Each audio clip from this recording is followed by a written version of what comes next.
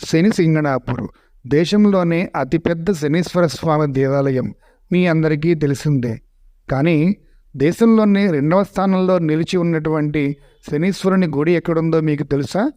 పల్నాడు జిల్లా వినుకొండ పట్టణంలో వేంచేసి ఉన్నటువంటి జ్యేష్ఠ లక్ష్మీ సమేత శనీశ్వర స్వామి వారి యొక్క దేవస్థానమే అది. ఇక్కడ శనీశ్వర స్వామి వారు 7 అడుగుల దివ్య విగ్రహంతో అయితే భక్తులకు కనువిందు చేస్తూ ఉంటారు.